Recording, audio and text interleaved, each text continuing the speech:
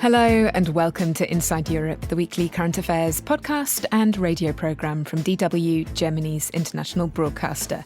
I'm Kate Laycock in Bonn. This week on the show, a two-part special focusing on Iran, seen through a European lens. And that's really the great trauma in Iran's relations with the West. You know, this idea that there is this great sense of betrayal that the United States has ultimately decided to support this declining colonial power. Lost Futures, a conversation with historian Roham Alvandi on how Iran's past might help us better understand our collective present. Followed by Diplomatic Off-Ramp, how Turkey might just hold the key to an exit strategy from the current conflict. That's all coming up here on Inside Europe.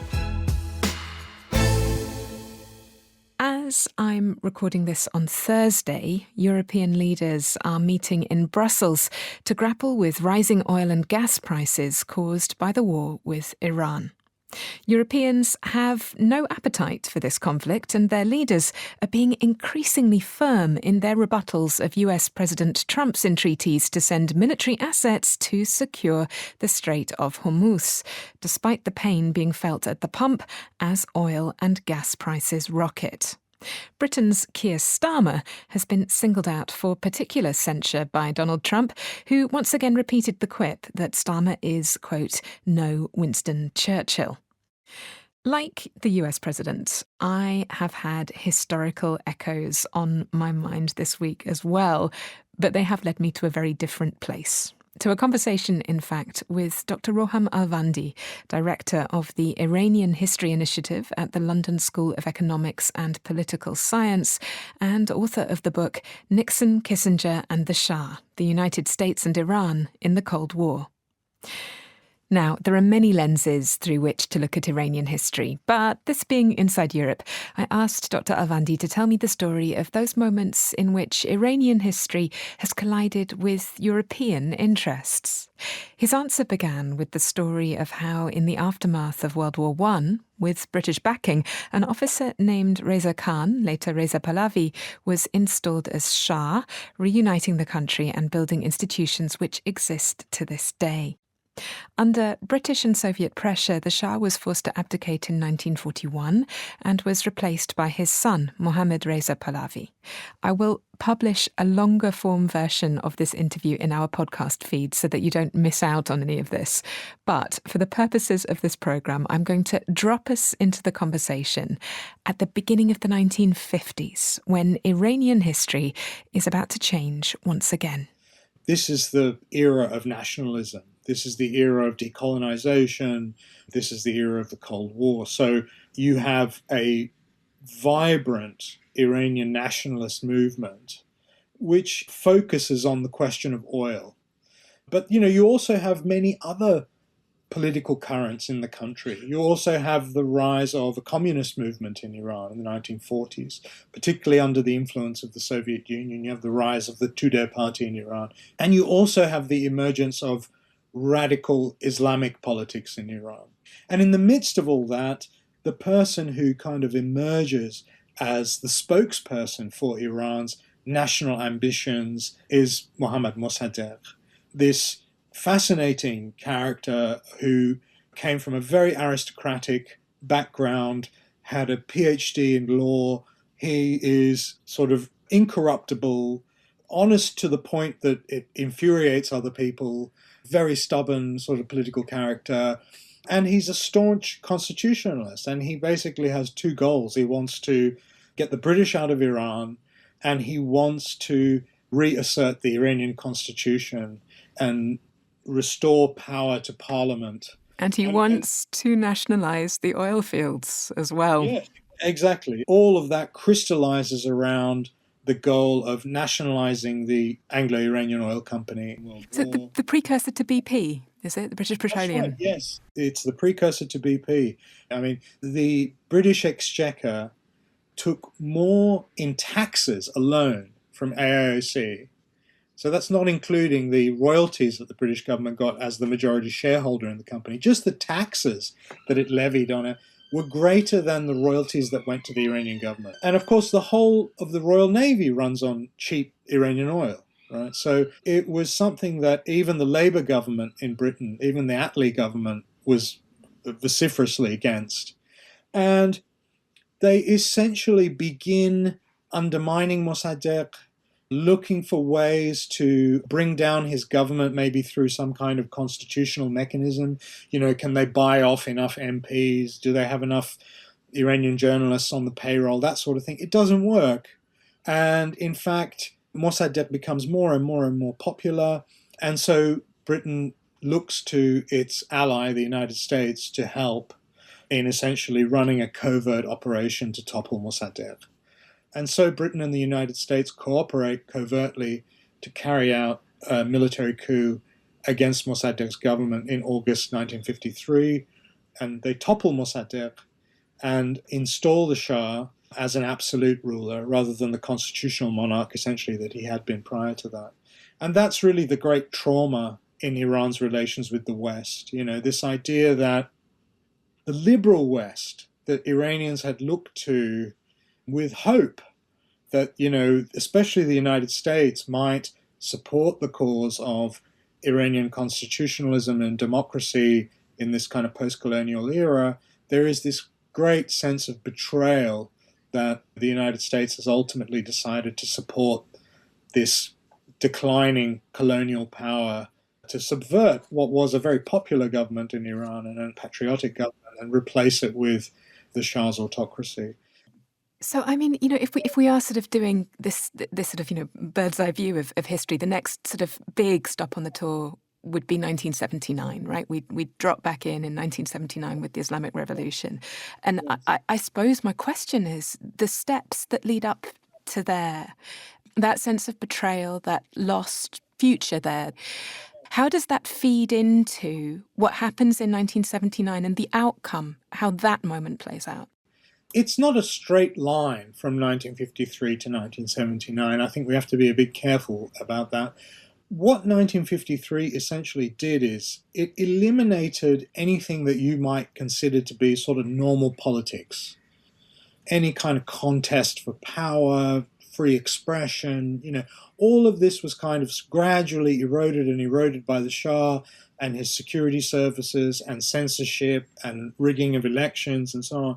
At the same time, the Shah is a modernizer. He has these great ambitions to modernize Iran, energize the Iranian economy, make Iran a sort of formidable military power on the world stage. And to do that, he's instituting policies that are causing enormous upheaval in Iranian society. For example, in terms of gender relations, what the Shah's government did in terms of changing the role of Iranian women in society was dramatic. But there's no political mechanism in that country. There's no release valve. And so what happens is that whatever the Shah does, even if it's something ostensibly progressive, it has no legitimacy because it's not done with any kind of democratic mandate. And so what happens is that opposition builds. And it begins, in the 1960s in a very sort of moderate form. It's very reformist. But of course, as that is suppressed and as time goes on, those groups become more and more radical. Their demands become more and more radical until you get a guerrilla movement in Iran. But you also have a very radical Islamist movement. And that's how we get to that moment in sort of the late 1970s where, someone like Ayatollah Khomeini, is such an extremist in many ways, manages to kind of come out on top as the leader of this movement of discontent and opposition to the Shah's rule. We know how the story ends. It ends with exile for the Shah. It ends with that radical Islamist faction under Ayatollah Khomeini taking control. And I've watched your wonderful public lecture where you were looking at misreadings from outside, from the West, readings and misreadings of what's going on. I'm not actually going to ask you to unpick those because I think that everyone should watch your public lecture, which I'm going to link to in the show notes. But what I'm sort of interested in is, I think, this idea of Iran viewed from the outside, So we have in 1979, and I think we have now, this moment of deep turmoil and of many different voices, many different interests. And we have a Western media, of which I'm of course part, that is trying to make sense of that and that is trying to find a neat narrative to explain what is going on. My commute to work involved walking past an Iranian protest encampment which had set itself up outside the American embassy, which is right next to the train station that I take to work. And the imagery, the iconography was extremely interesting. Pictures of Pahlavi and Trump together, Make Iran Great Again, and images that were quite consciously playing to a fascistic aesthetic that is, very much used within the MAGA world. And I think I'm sort of at the point where I would really like to invite you to take that understanding of how we got it so wrong, how it was read so wrong in 1979, and sort of place us down in the current moment and help me to understand where I should be looking, I guess.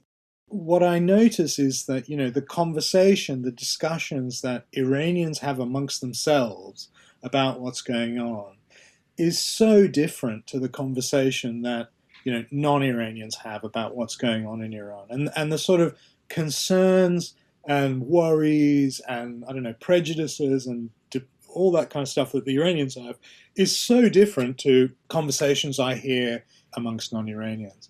So, for example, if you take someone like Donald Trump, for example, in an Iranian context, they're not interested at all in, what Trump has done to the Justice Department in America or the Supreme Court or what he means for American democracy or his views on women or his views on immigrants. Or he could even be rounding up Iranian immigrants in the United States, which he does, and they pay no attention to that because all they're really concerned about in their own context is Trump going to help us get rid of this regime in Iran or not? Their political compass and their way of making sense of the world revolves around their experience of living under the Islamic Republic. I think it's very hard to explain to Iranians who are very supportive of Trump, or Netanyahu for that matter, very supportive of Netanyahu, why that might not be a good idea. It's hard to say to someone in Iran who has to deal with that regime on a daily basis that the enemy of your enemy is not necessarily your friend. What I'm saying is, yes, we all need to simplify the world in order to be able to live in it, but let's not oversimplify it to the point that we can't empathize with, the perspective of Iranians who are actually living under this regime. And by the way, I say the same thing to my fellow Iranians. I have been really horrified by what I have seen in terms of the polarization of Iranians, particularly in the Iranian diaspora. So I think, we have to push back against that. So really, this is where our timeline should end. But if I may, I'd like to take you 20 years into the future, a bit of speculative history. If we were to look back at this moment from that vantage point, what do you think we would be talking about? And what do you think, if any, the role of Britain and European countries will have been? What is certain in my mind is that the Islamic Republic won't survive, certainly not in the form that it is now. That trajectory has been going on for a long time now, pretty much ever since 2009, when we had the Green Movement in Iran and mass protests against the Islamic Republic. The trajectory has been towards the decline and fall of the Islamic Republic. Sadly, I think if this war had not happened, that trajectory would have continued. I don't know exactly what the impact of this violence and destruction in Iran is going to be. I can't imagine that anything very positive is going to come out of it for a while. But I do think eventually we will look back and see the decline and fall of the Islamic Republic, But what worries me is that what comes after, what comes next, will really be a function of how that decline and fall takes place. And I wonder if in 20 years we will write the history of this period as a missed opportunity for Iran to make some kind of transition to a democratic, future, as opposed to swapping one form of tyranny and misery for another. But let's hope I'm wrong. I passionately hope that I'm wrong. Well, that future history is as yet unwritten. Thank you so much, Dr. Alvandi, for your generosity. I feel like I've been given a personal public lecture on the history of Iran. I'm very, very privileged. Thank you. It's my pleasure. Always a pleasure. And thanks for the opportunity to talk about Iran from an Iranian point of view. That means a lot. Dr. Roham Alvandi is Associate Professor at London's LSE University, and you'll find a link to his fascinating public lecture on readings and misreadings of the 1979 Islamic Revolution in the show notes. I'm Kate Laycock in Bonn. You are listening to Inside Europe.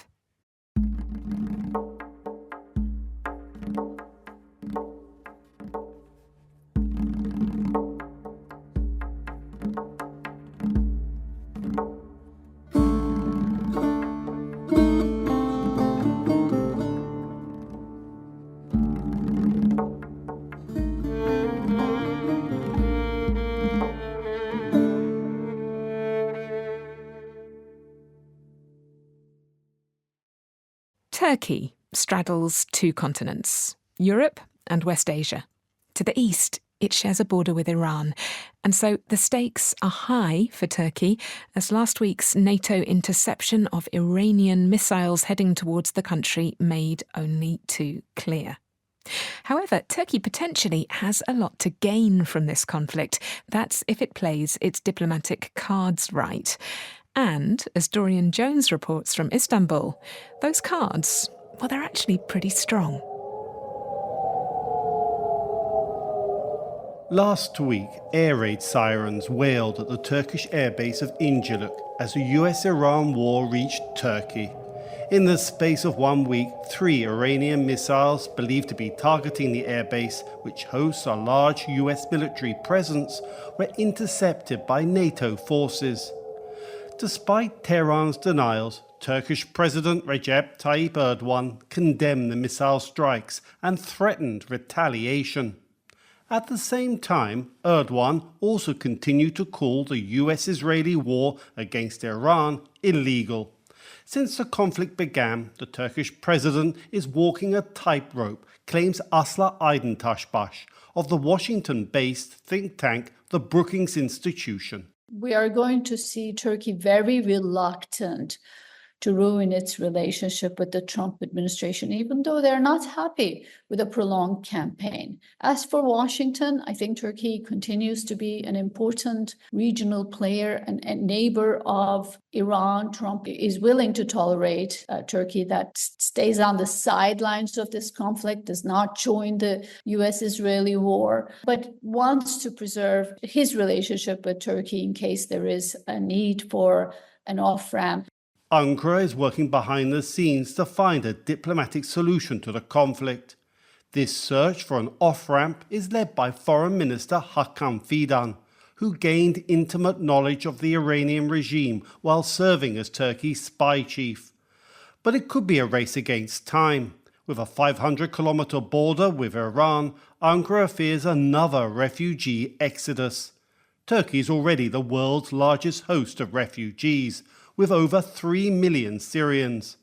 But international relations expert Soli Özel warns any Iranian refugee exodus could pose an even bigger challenge. Syria's population was 23 million when the war started, civil war started.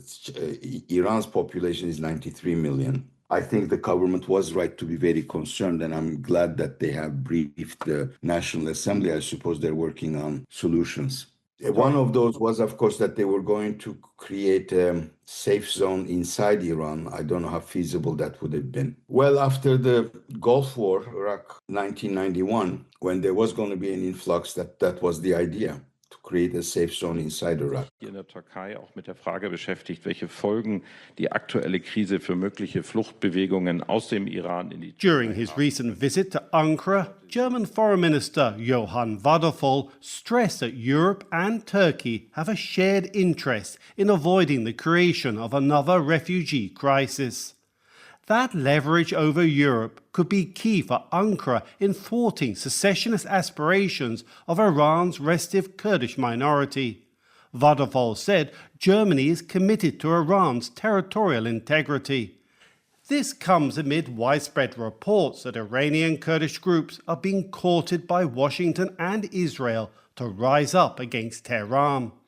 Turkey, home to a large Kurdish minority, has fought a bitter war for decades against the separatist group, the PKK, which is designated by Washington and the European Union as a terrorist organization.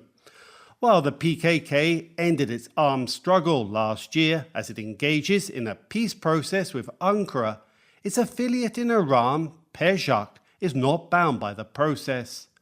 Serhan Afajan, head of the Ankara-based Iranian studies think tank, warns Ankara will intervene against any Iranian Kurdish secessionist movement. If there is such a worst-case scenario, and if there is no central government to prevent such separation or such a movement inside Iran, I think Turkey would definitely go for military operation. Trump, with whom Erdogan has been careful to maintain close ties, appears to be heeding Turkish warnings, ruling out for now any move to support Iranian Kurds.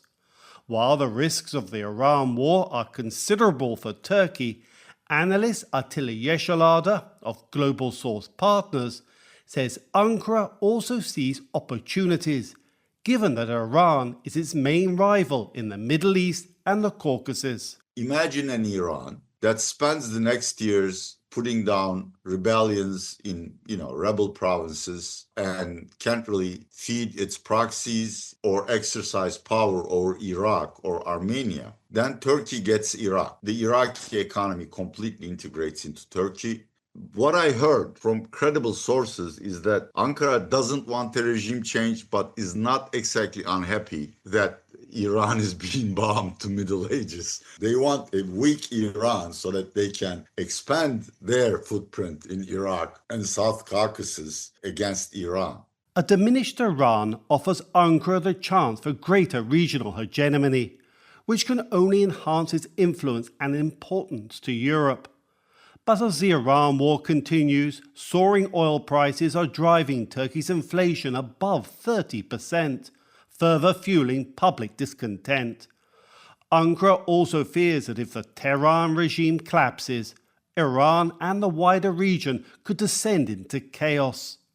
On the other hand, if President Erdogan really does manage to transform his current tightrope act into a diplomatic off-ramp, he will not only have Iran, Israel and the USA in his debt, but his European partners too. From a Turkish perspective, this is not only a moment of peril, but potentially a moment of opportunity too. Doreen Jones, DW, Istanbul. It's been a bit of a departure from our usual format for us this week. Please do let us know what you think, either via InsideEurope@dw.com or via whichever podcast platform you prefer. This is Inside Europe. I'm Kate Laycock in Bonn.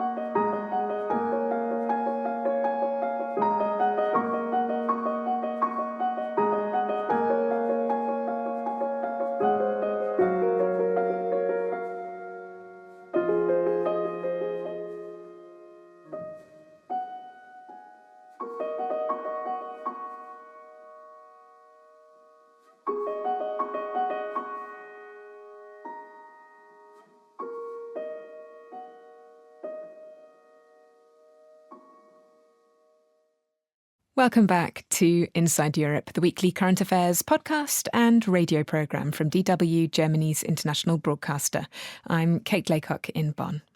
Coming up, with elections happening in Denmark, Slovenia and on an albeit more local level, France, over the next few days, we have asked our correspondents to help us identify the key narratives to watch. Then, Jan Masaryk. Was it murder? We sift through the clues in the most puzzled over death in Czech political history.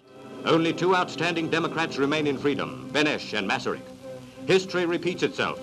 Where will the stand for freedom be made?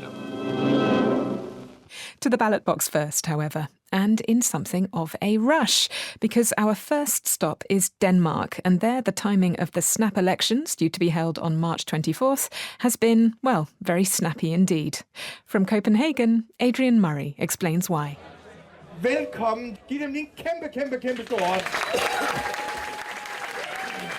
From pit stops at breweries to sweaty sauna sessions, Denmark's election candidates have been hitting the campaign trail with gusto. And with less than a week until the polling stations open, it's a tight race where every vote will count. This will be a crucial election for us because in the next 4 years, we as Danes and as Europeans will really have to stand on our own 2 feet. After the country's Prime Minister, Mette Frederiksen, called a snap election, voters must decide whether to give her a third term in office. We must define our relationship with the US. We must arm ourselves to ensure peace on our continent. We must keep Europe together and we must secure the future of the Commonwealth. A staunch critic of Russia and supporter of Ukraine, on the international stage, Frederiksen has projected strength as an iron woman from a country of 6 million that punches above its weight. Well, at home, her waning popularity has been given a Greenland bounce, following her stand against the US president's hostile takeover pitch of the Arctic island. The Prime Minister's party and the coalition government in Denmark, their opinion polling has been basically slipping since the election 4 years ago. There's been a slight uptick in the aftermath of the latest Trump debacle. Ulrik Pram-Gall is a senior researcher at the Danish Institute of International Studies. I think the Prime Minister very much wanted this to be an election on a backdrop of geopolitical upheaval because she likes to present herself as a crisis manager.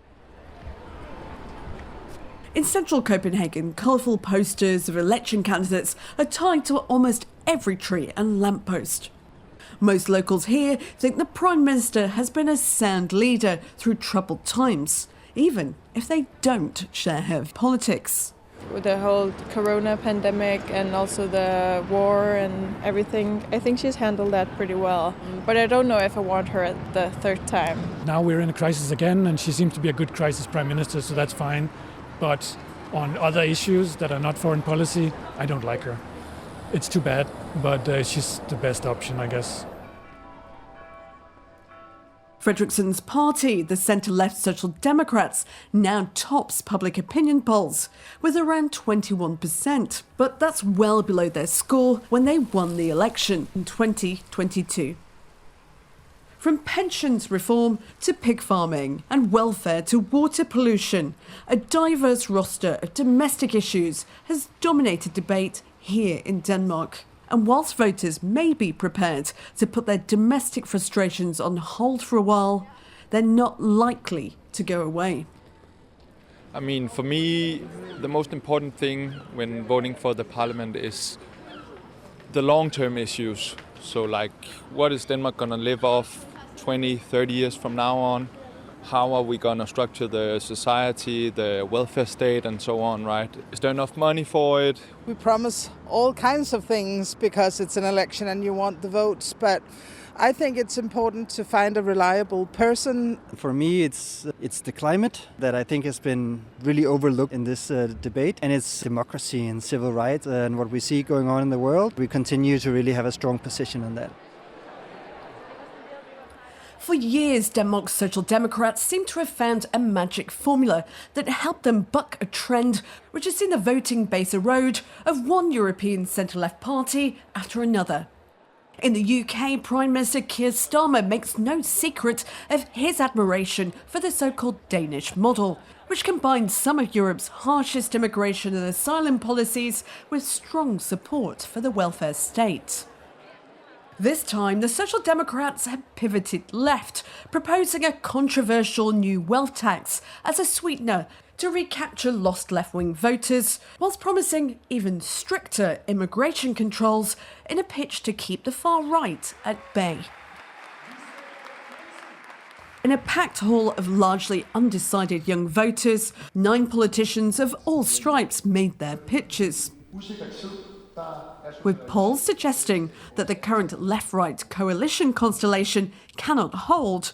This election isn't just about who comes out on top, but who will be best placed to form a government with them, says political commentator Jarl Cordua.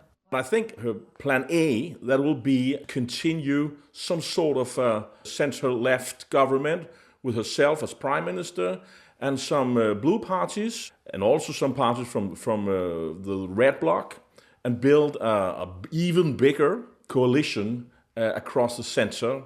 If that doesn't succeed, then she will swing back to plan B, and that will be a red coalition. Fredriksen's main challenger is Troels Lund Poulsen, who's both the country's defence minister and leader of the central-right Liberals. But he's trailing in opinion polls and has struggled to find allies among other right-leaning parties as the left-wing Red Bloc edges ahead. Denmark's second largest party, the Green Left, could be influential. Handing out food at an event on the campaign trail, leader Pia Olsen Dyr told reporters she's ready to work with the Social Democrats. Meanwhile, the country's foreign minister Lars Løkke Rasmussen, who leads the Moderates, a small party in the political centre, could be a kingmaker. Jarl Cordua is a political commentator. He will be in government, whatever happens. He's a political chameleon. With only days until the polls, the Danes will soon decide. Handing victory to Fredriksen will see her become Denmark's longest-serving leader in many decades. But it may take days or even weeks of negotiations before we know what kind of government will take Denmark forward. Adrian Murray in Copenhagen. The future direction of Slovenia is uncertain too at the moment, with Slovenians due to go to the polls this Sunday for parliamentary elections. The small country of just 2 million people faces an apparently stark decision. Should they continue with Prime Minister Robert Golob's centre-left freedom movement, or return the right-wing former Prime Minister Janez Janša and his SDS party to power? Attitudes towards Russia, Israel, Hungary and media freedom are all in play, as our correspondent in Slovenia, Guy Delorne, reports. Prešeren Square is the main pedestrian crossroads of the historical centre in Slovenia's capital Ljubljana. You can hear tourists speaking in multiple languages as they admire the elegant buildings and bridges. But right now, there's also the sound of candidates in Sunday's parliamentary elections making their final appeals to voters. They've got stalls all around the square here, and they're particularly keen to snag first-time voters. Any party which persuades young people to turn out and cast their votes stands to gain at the polls. We had a surge in the last election where more than 70% of people got to vote, which is far more than 50 plus with previous elections. Igor Bergant is one of the best-known personalities on Slovenian television. He says parties on the left think a big turnout would help them, but the right-wing former Prime Minister Janez Janša is also courting the youth vote. For the centre-left, it would be a big outcome, so let's say 65 to 70% would be a success, and then they would have more possibilities to reform a government. But on the other hand, what we saw with Janša, what he was doing in the last 4 years, is that he invested heavily in motivating first voters. So he got extremely popular, especially in rural areas where he was practically every day he was taking selfies with young people. So it may for the first time be the case that young voters would play a really important role, and that young voters would actually vote right, not left, as it was, let's say, a tradition here for decades. You'll find stalls for all the political parties in and around Prešeren Square. They range from Levica, which means the left, through to the Slovenian National Party. Their slogan is Slovenia for Slovenes. But the big two are the right-wing SDS, dominated by the former Prime Minister Janez Janša, and the centre-left governing party Svoboda, the Freedom Movement. These elections are elections of two visions of Slovenia. Matej Grach is the Freedom Movement's Secretary General. Either we speak and work for the future, or we speak and turn always back to the history.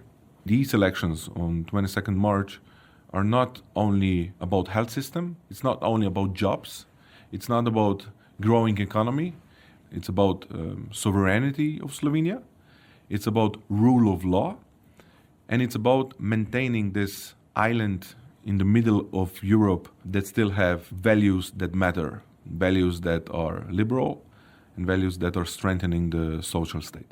As the polls approach, there's been controversy. It follows the release of covert recordings which imply corrupt practices by leading figures on the centre-left. Prime Minister Robert Golob has directly accused Janez Janša of deploying a private Israeli intelligence agency and undermining Slovenia's democracy by working with a foreign power. But the SDS foreign policy spokesperson Tone Kaiser insists that shouldn't be the story. We are being confronted with, as they are saying, and I think they are right, the biggest scandal in the last 35 years.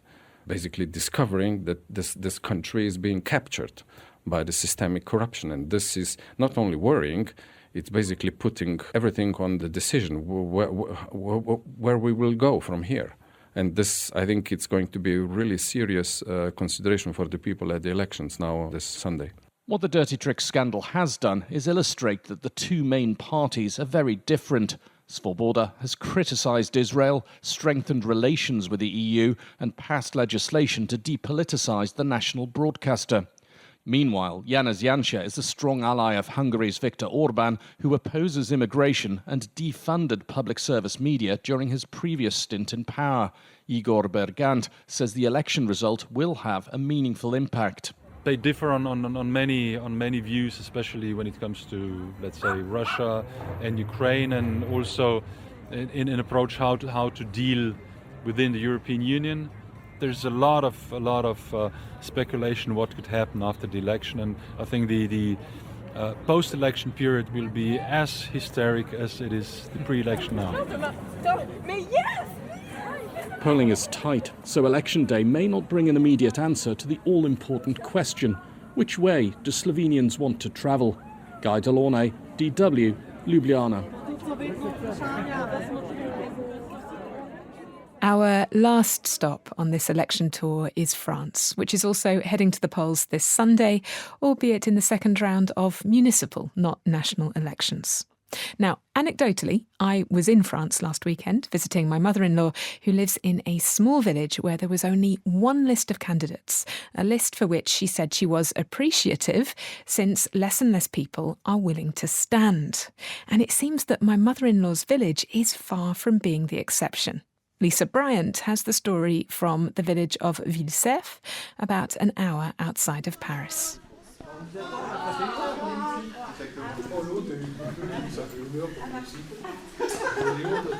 Even before election results were announced, Villecerf's next municipal council was at work.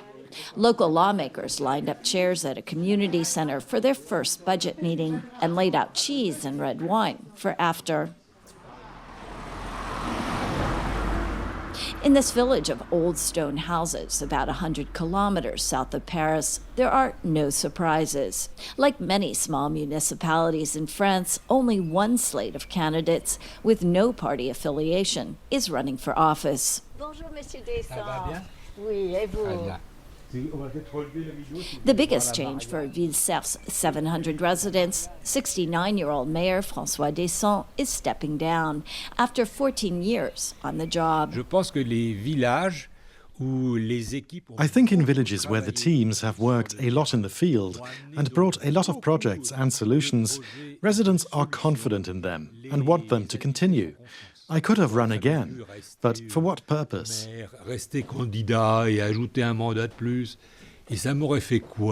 Village mayors like Descent have plenty to do.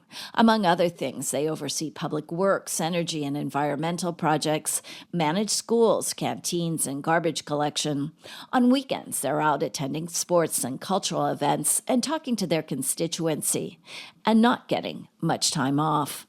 All that for very modest wages, considered a stipend, not a salary. And violence against public officials is growing. Out of about 2,500 attacks registered in France in 2024, 2/3 targeted mayors. More than 2,000 French mayors have quit since the last municipal elections. Others stayed on for lack of candidates. But there is some good news. Out of France's nearly 35,000 municipalities, only 68 have no mayors. That's down from more than 100 a few years ago. Bolstering those better numbers, political scientist Martial Foucault told French radio, is that voters trust their local mayor, even as many distrust national politicians. At the same time, he says, mayors face jobs that are increasingly demanding, requiring skills they don't necessarily have.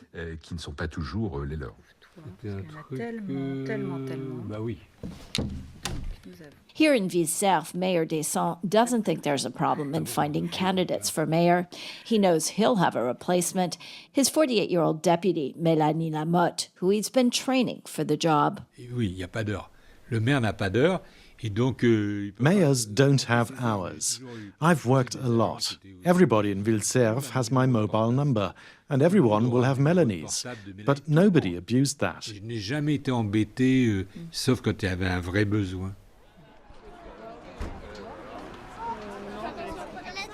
Villecerf residents like Émilie Chaussy, fetching her child from primary school, seem happy with the status quo. There's only one mayor who answers to the village's needs, and that's fine. She responds to what villagers want: security, good relations. Same reaction from electrician Anthony Fourneau. We don't have the choice of other candidates, but Mélanie Lamotte is just fine for me.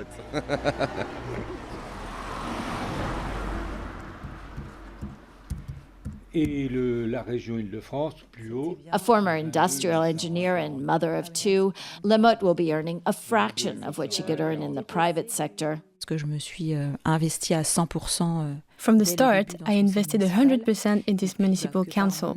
And through my professional experience, I had certain skills that were adaptable: working in teams, holding meetings, leading projects, resolving problems. My husband works, so I can afford it. But it's not like I will be earning from my retirement. Some believe it's time for change. Hugues Ribot spent nearly 2 decades as mayor of Andrézy, a town of about 15,000 outside Paris. For a while, he juggled a private sector job and his civic duties. The work was 24/7.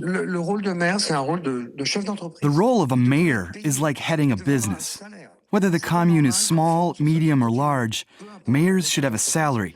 And I'm tired that in France, mayors are relied on as volunteers. On s'appuie sur les maires parce que ce sont des bénévoles. Là où je suis fier aussi, c'est d'avoir été pilote dans Villecerf's Descent doubts mayors will see improvements at a time of fiscal belt-tightening. Despite the challenges, he's proud of his accomplishments: restoring buildings and roads, putting in cleaner energy, preserving the local environment, and building the community center on former industrial wasteland. C'est très addictif. Cette fonction de maire. It's very addictive being a mayor. It gives us a lot of pleasure. We don't just officiate weddings, we solve problems. I honestly think I did a good job in office. J'ai fait honnêtement du good job. Clairement. Now it's up to incoming Mayor Lamotte to take over. Lisa Bryant, DW, Villeneuve, France. It's a bit of a long shot, this, but are you, by any chance, a local European mayor listening to this? If so, we would love to hear from you. Inside Europe at DW.com.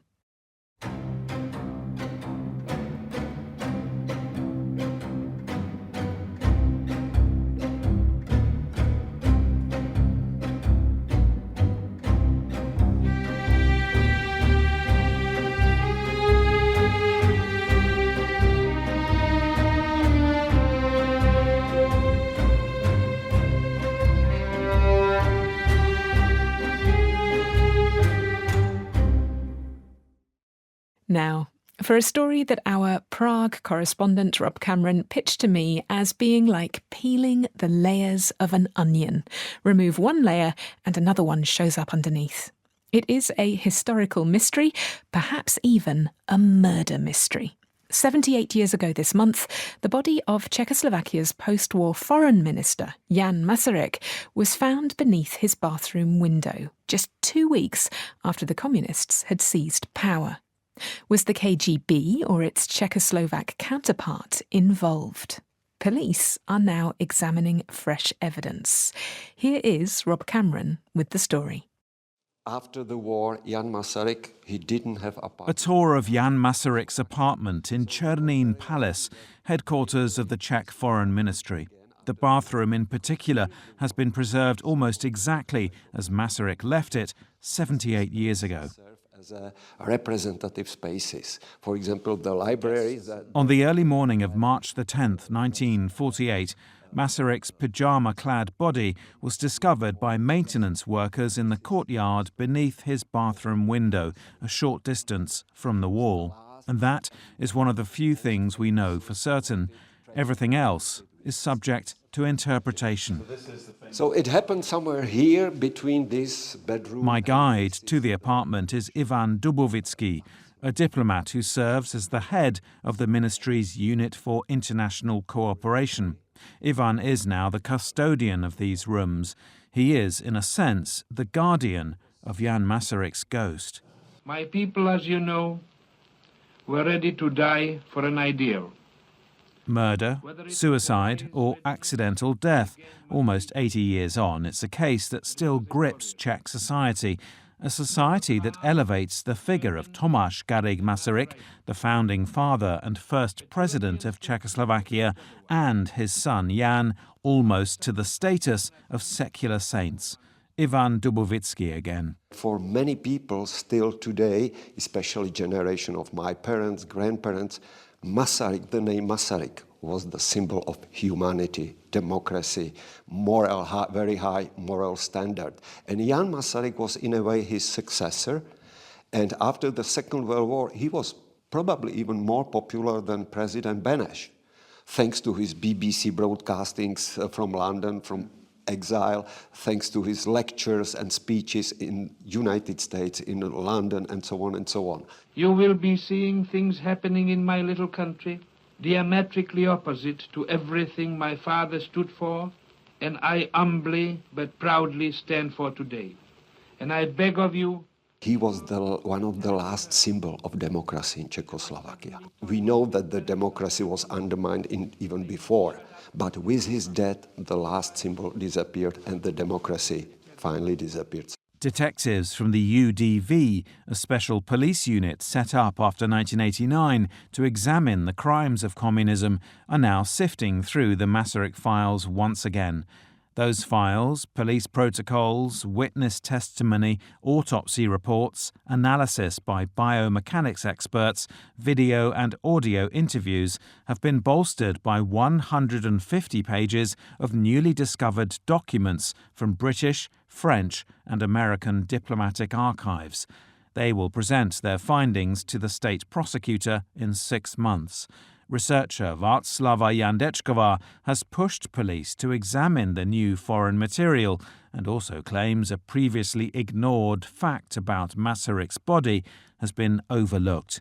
I když jsem tomu dříve nevěřila, I didn't believe it before, but now I'm convinced that Jan Masaryk sustained head injuries not only on his temple, but also behind his ear, whether it was from a pistol or a cattle gun. I gave to police an excerpt from a 1968 report from Czechoslovak television featuring testimony from a woman who was one of only 2 people who touched Masaryk's body. She says she felt a strange hole behind his ear, with dried blood around it. And if we have this direct evidence, I don't understand why the state prosecutor still hasn't agreed to open the grave and examine the bone remains. Because today, with the modern technology we have, the remains wouldn't even need to be moved. They would be examined on site. So I don't understand why the police don't do it. But even if an exhumation proves Masaryk was stunned as part of an operation to defenestrate him, the question is, by whom? Václava says the finger points towards Moscow rather than homegrown Czechoslovak communist agents. But there's a problem with both theories. The nascent communist government needed Masaryk to stay in the cabinet as the only democratic minister. He was a fig leaf. And as for the KGB theory, where's the proof beyond one drunk KGB officer claiming at a party he'd thrown Masaryk out of the window?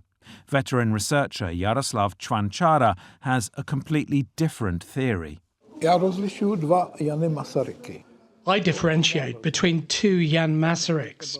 There was the Jan Masaryk we know and love, witty, an orator, educated, a man who did so much for the rebirth of Czechoslovakia during the war. He could speak not only to our troops, but to the British in their own language. But then something happened. During the war, the Soviet Union began emerging as a superpower, and Masaryk began defending President Beneš's increasingly pro-Soviet line. After the war, he initially tried to play both sides, but he soon understood how the Soviet Union was growing in strength, how even the Americans were yielding to Stalin. So from 1947 or so, Masaryk began pursuing an even more pro-Soviet policy than Beneš. When you read his articles from that time, he's even more Soviet than the Soviets. Tak on je sovětštější než Sověti. Today in the capital, Communist Premier Yaroslav believes Masaryk's overtures to Stalin and refusal to resign, something that would have forced President Beneš to call new elections, proved fateful. He says it was a trio of ultra-patriotic Czechoslovak military and intelligence figures, virulent anti-communists, war heroes who fought with Masaryk to preserve the Czechoslovak state, who visited him that evening. One of them later confessed, Yaroslav says spontaneously, to the crime. But again, beyond the confession, there's no proof. Build up a communist manned police force.